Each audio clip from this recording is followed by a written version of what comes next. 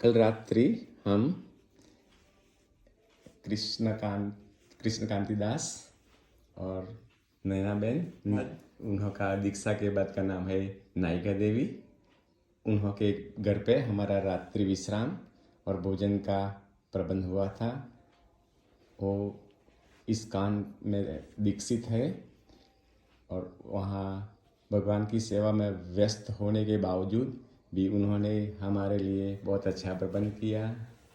उनकी बेटी शेफाली के साथ हमारा बहुत वार्तालाप हुआ। जब वार्तालाप करते थे तो हमें विवेक और संस्कार की झलक दिखाई दे रही थी। उनका एक बेटा यश भी है, उसने भी बीएससी किया है और वो हासोट करता है जॉब, हासोट अंकलेश्वर जॉब के लिए जाता है। बहुत अच्छा भाविक फैमिली है, हमें यहाँ रहने का बहुत अच्छा मौका मिला, इसलिए हम भगवान को प्रार्थना करते हैं। अब यहाँ से हम आगे विमलेश्वर के लिए आगे बढ़ेंगे। जय श्री कृष्ण। आज हमारी परिक्रमा का 36वां दिन है। डे 36 दिसंबर 27 2023। कल हम बाड़ोदरा गांव के बाहर एक इस्कॉन के डिवोटी है, इस्कॉन में दीक्षित है, उनका नाम है कृष्णकांति दास, उनका पत्नी का नाम है नायिका देवी। उनके घर हमारा रात्रि विश्राम और भोजन प्रसादी की व्यवस्था की गई थी। उनका बेटी शेफाली, बेटा यश, सारा फैमिली कृष्ण भक्ति में पूरा लीन है। इस्कॉन से जुड़े हुए हैं। इस्कॉन की कृष्ण भगवान की सेवा में व्यस्त होते हुए भी हमारी देखभाल बहुत अच्छी तरह से की। सुबह में जल्दी उठकर हमारे लिए गरम गरम पटाखा पौवा और टमाटर का सूप भी बनाया। उनकी बेटी के साथ बहुत देर तक कल वार्तालाप हुआ।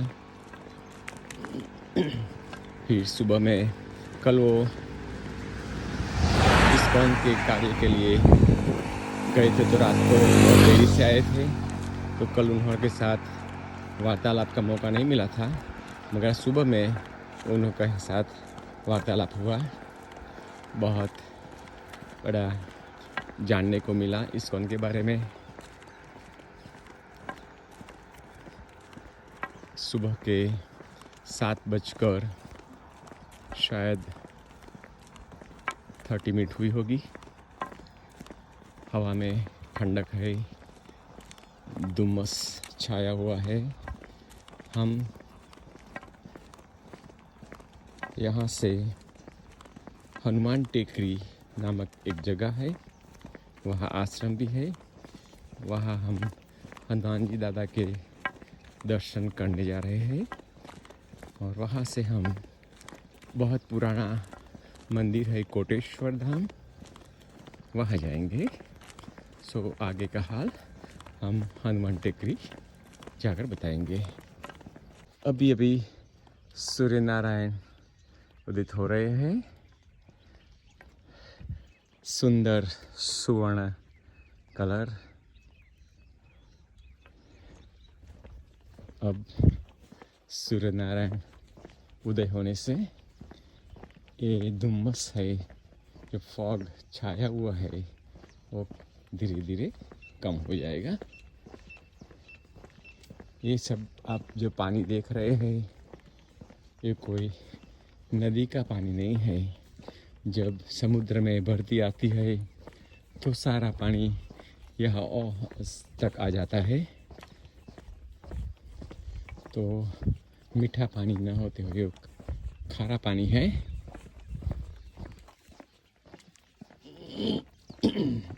हम हनुमान जी के मंदिर के दर्शन के लिए यहाँ रहे हैं। उसको हनुमान टेकरी के नाम से पहचाना जाता है। यहाँ लोग बस में बैठ के दर्शन के लिए आते हैं। ये परिक्रमावासी रात को यहाँ रुके थे, अब यहाँ से निकलने की तैयारी कर रहे हैं।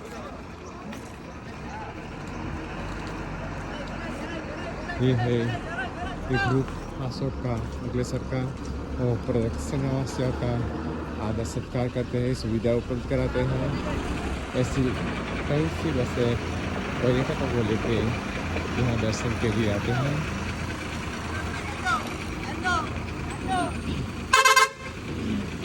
ये है हनुमान स्थित अशोक से विमलेश्वर जाते हुए रास्ते में इस स्थली आती है। हमें हमारा शूज यहाँ निकालना होगा, तो हम यहाँ, ये है गौशाला, ये है हनुमान जी का मंदिर।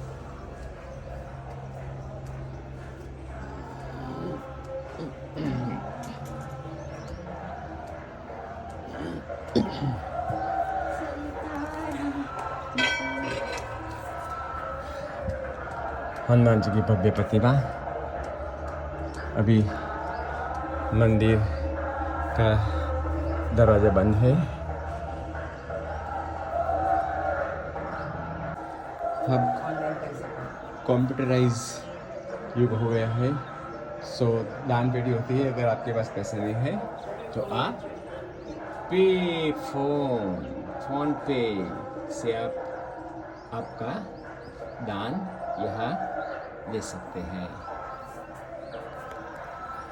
ये है शनिदेव महाराज का मंदिर।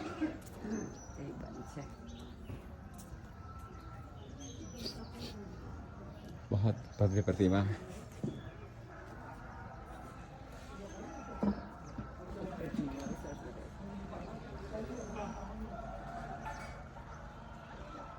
ओम शनिदेव महाराज।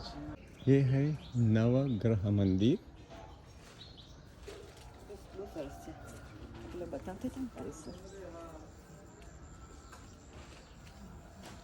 बहुत मनोहर नवग्रह की प्रतिमा।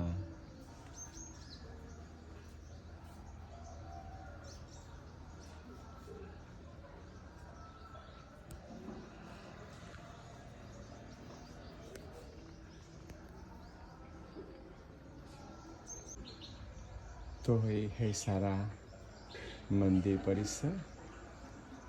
यहाँ से आप शनिदेव का मंदिर भी साफ बाजू से देख सकते हैं। और ये है हनुमान जी का मंदिर, जिसे हनुमान टेकरी से नाम से जाना जाता है। ये है गौशाला, ये है संत निवास।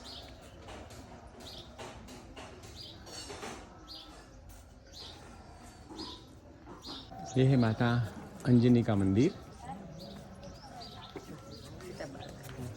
अंजनी पुत्र हनुमान से हम जानते हैं।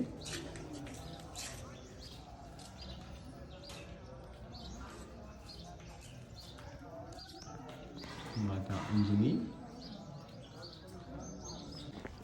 हमने अभी अभी हनुमान टेकरी में हनुमान दादा, अंजनी माता, शनिदेव और नवग्रहों का दर्शन किया। अब हम नर्मदा मैया के तट पर स्थित कोटेश्वर महादेव के मंदिर में जा रहे हैं। यही रास्ता यहाँ से विमलेश्वर ले जाता है। यहाँ से विमलेश्वर करीब 12 किलोमीटर की दूरी पे है।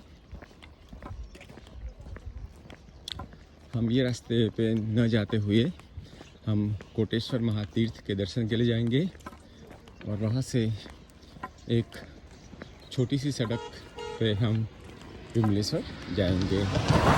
तो आज दोपहर हम विमलेश्वर पहुँच जाएंगे। एक दिन पहले हम रामकुंड तीर्थ अंकलेश्वर आश्रम में रुके हुए थे।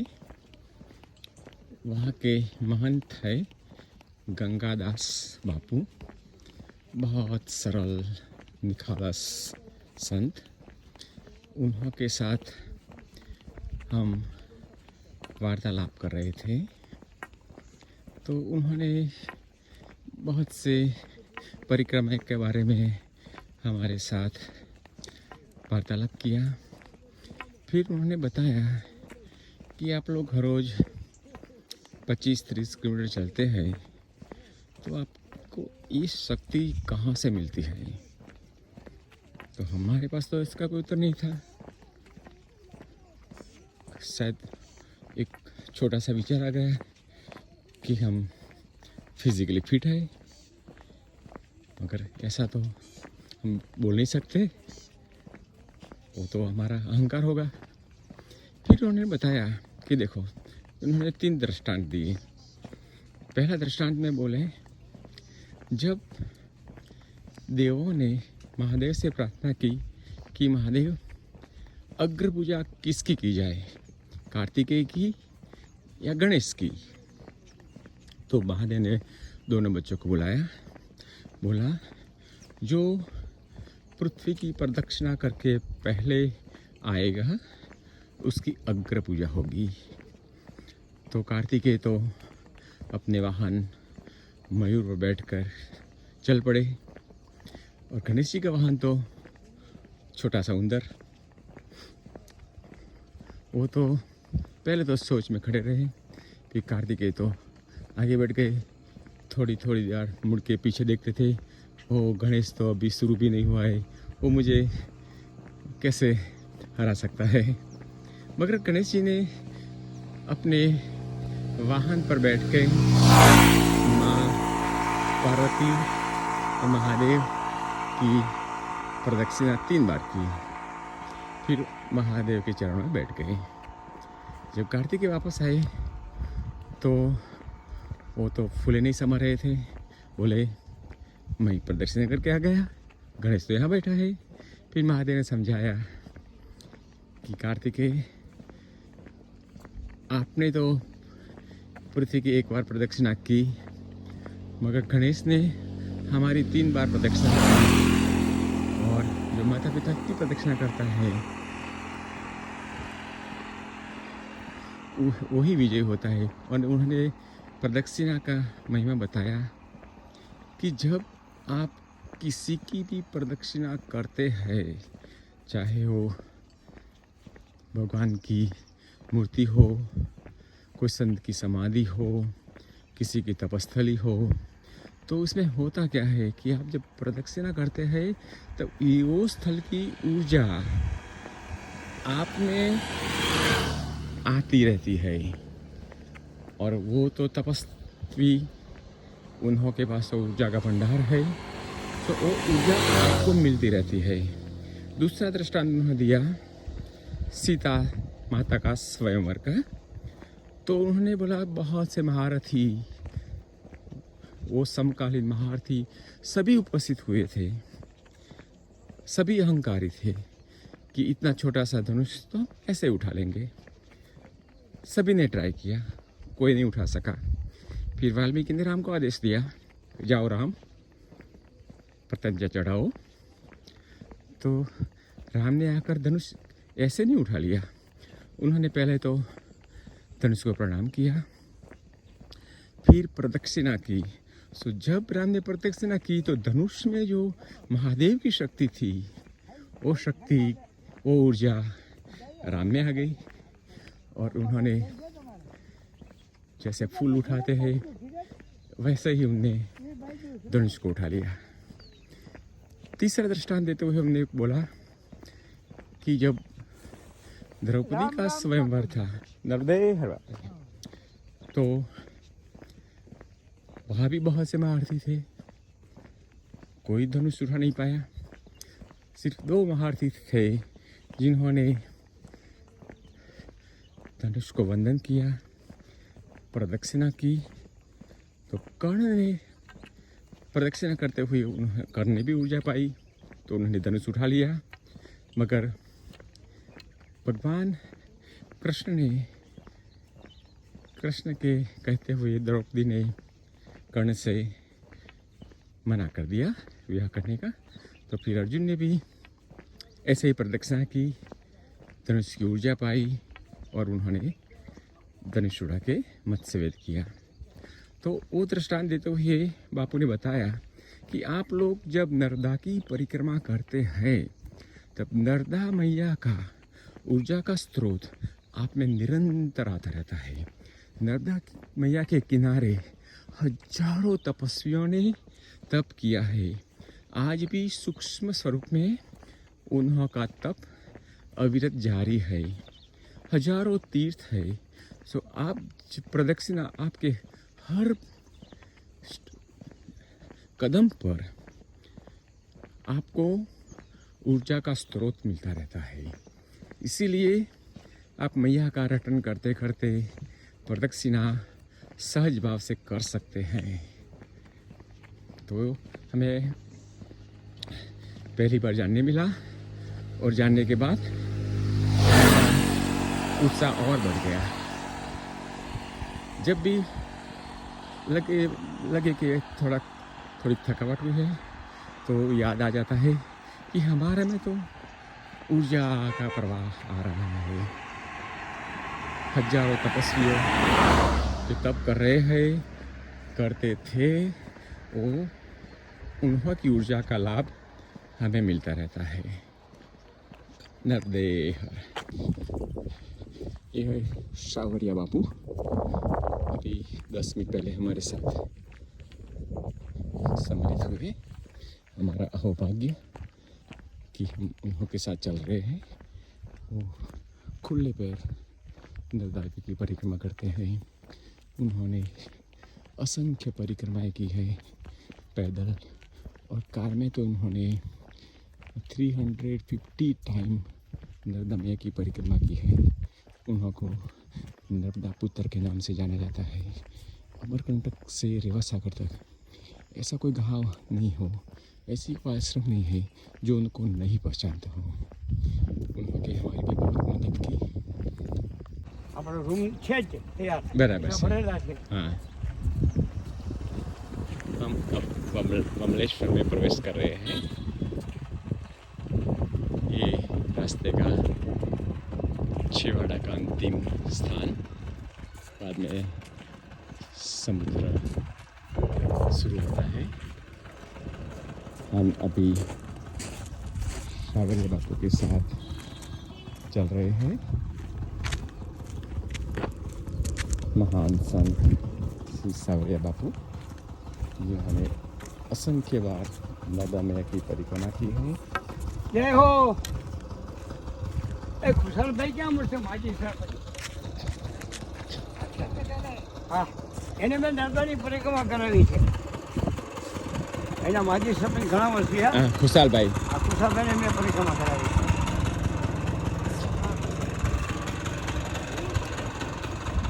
ये नंगे पाँव ही चलते हैं। उन्हों को आधार कार्ड में उन्हों का नाम है नर्मदा पुत्र। सब कोई अमरकंटक से रेवा सागर तक उन्हें नर्मदा पुत्र के नाम से ही जाना जाता है।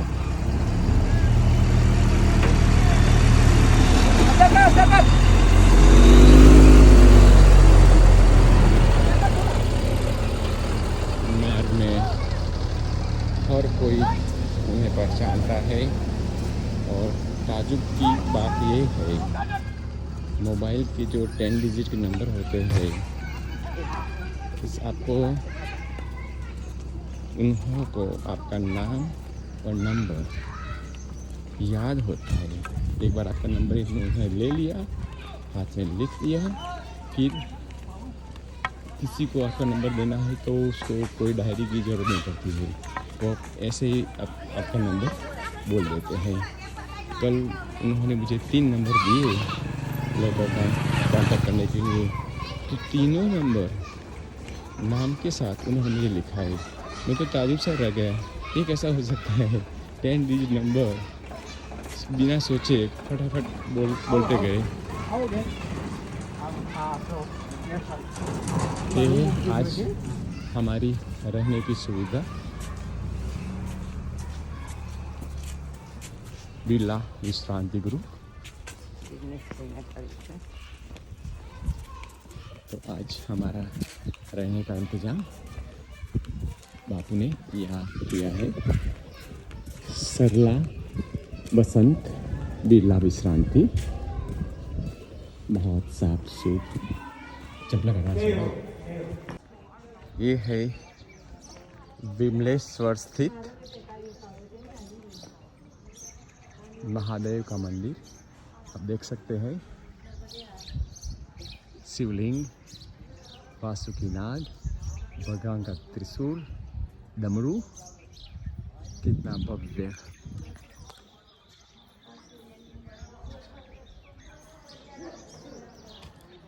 शंख,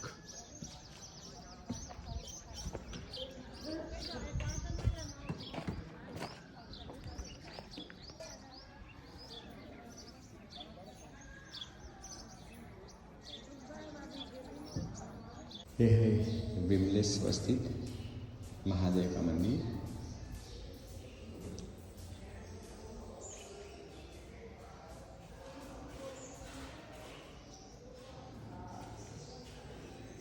यहाँ से सीढ़ियाँ उतर आने का है।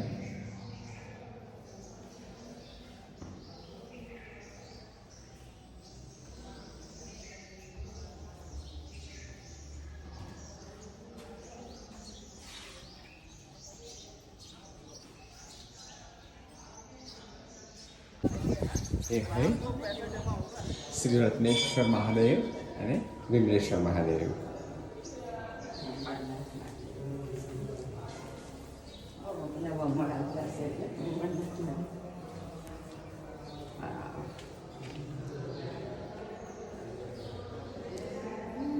ये है श्री रत्नेश्वर महादेव।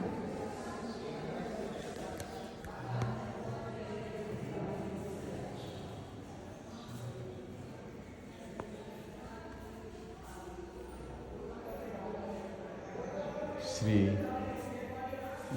गणेशाय नमः। गणेश जी,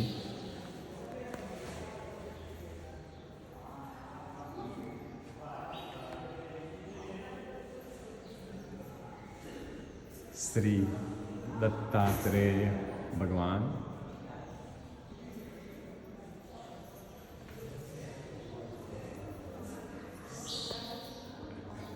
राम दरबार,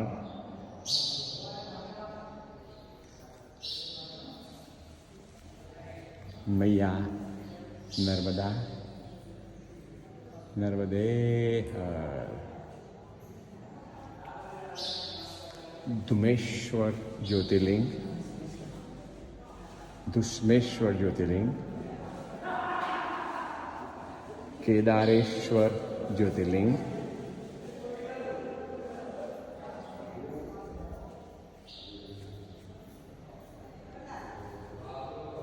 केदारेश्वर ज्योतिर्लिंग, त्र्यंबकेश्वर ज्योतिर्लिंग, त्र्यंबकेश्वर ज्योतिर्लिंग, माँ उमा, माँ पार्वती, काशी विश्वनाथ ज्योतिर्लिंग, नागेश्वर ज्योतिर्लिंग,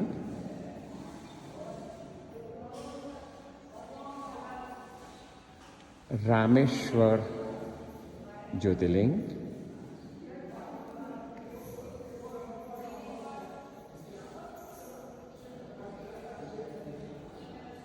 भीमेश्वर ज्योतिर्लिंग,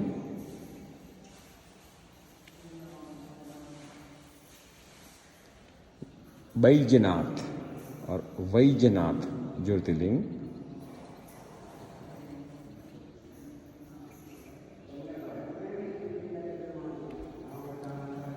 ओमकारेश्वर ज्योतिर्लिंग, जहाँ से हमने परिक्रमा उठाई है, माँ पार्वती जी,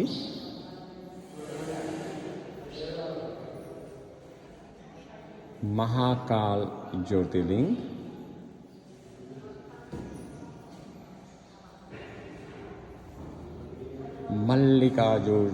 मल्लिकार्जुन ज्योतिर्लिंग,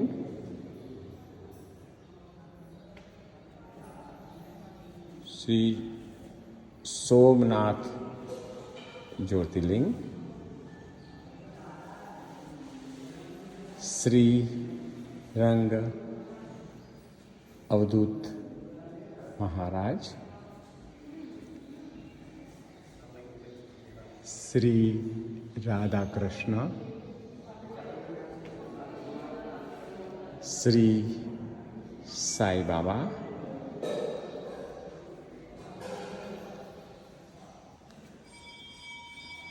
अंजनी पुत्र श्री हनुमान दादा,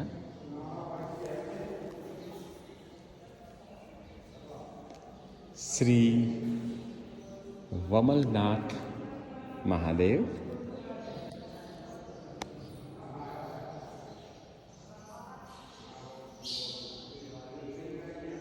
हम बमलेश्वर मंदिर में भोजन प्रसादी के लिए बैठे हैं।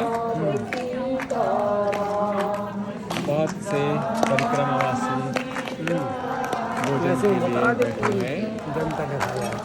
दूर दूर तक लाइन लगी हुई है। लाइन में हम भी बैठे हैं भोजन प्रसादी पाने के लिए।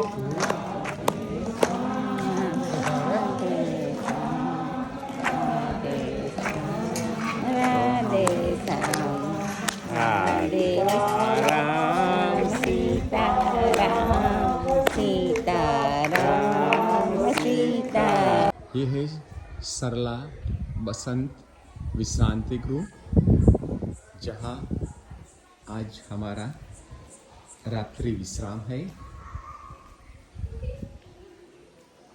2 सितंबर 2021 में उसका उद्घाटन हुआ। तो हम आपको हमारा आज का विश्राम बताते हैं। ये है बिरला फैमिली की तस्वीर। स्वर्गस्थ श्रीमती सरला बिरला,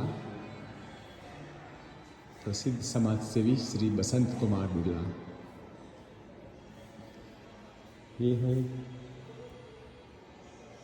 सारा 2 मंजिला बिल्डिंग।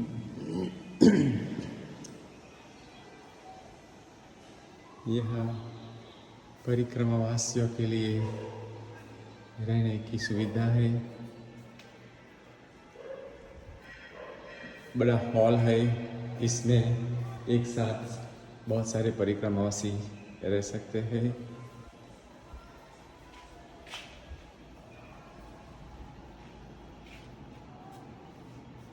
यहाँ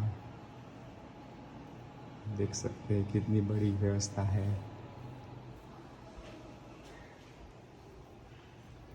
बाहर परिसर है और सामने और भी एक बिल्डिंग है।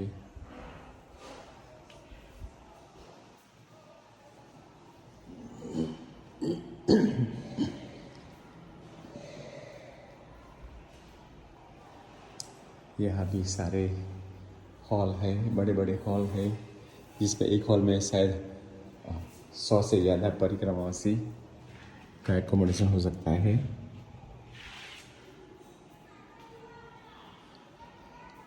हमारी रूम फर्स्ट फ्लोर पे है, ये है ग्राउंड फ्लोर। अगर आप उसको फर्स्ट फ्लोर बोलते हैं तो हमारा सेकंड फ्लोर पे है।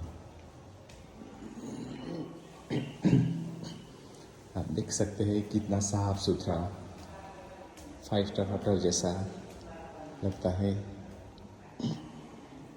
यहाँ भी नर्मदा हॉल है जिसमें कई परिक्रमावासी रह सकते हैं। वाटर कूलर की सेवा उपलब्ध है। सामने के हॉल में भी कुछ परिक्रमावासी ठहरे हैं। ये वहाँ से हम एंटर हुए तो ये नंबर 1 जो हमारा कक्ष है, तो हम आपको हमारे कक्ष भीतर का बताते हैं। यहाँ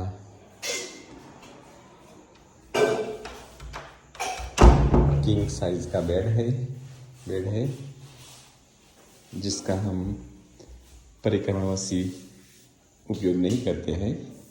हम फ्लोर पर ही हमारा बिछाना लगा देते हैं। ये हमारा रोज का सामान है। यहाँ बहुत सुंदर साफ सुथरा अटैच बाथरूम टॉयलेट है। ये बालकनी है। बालकनी में से आप बाहर का माहौल भी देख सकते हैं। तो ये है आज रात्रि का हमारा विश्राम। हम अभी विमलेश्वर महादेव में हैं। ये लाइन बोट में बैठने के लिए पहले हमें रजिस्ट्रेशन कराना था, रजिस्ट्रेशन हो गया। अब पेमेंट के लिए ये लंबी लंबी लाइन है। और ये सब रात्रि की भोजन प्रसादी के लिए सब लोग बैठे हैं, सब परिक्रमावासी खाने के लिए खिचड़ी, रोटी और कढ़ी का प्रसाद दिया जाता है। सभी रामधुन रिटर्न कर रहे हैं। जब सभी को भोजन पिरस दिया जाएगा उसके बाद ही वो शुरू कर सकते हैं। ऐसी परंपरा है। ये लाइन है बोट के बुकिंग के पेमेंट के लिए।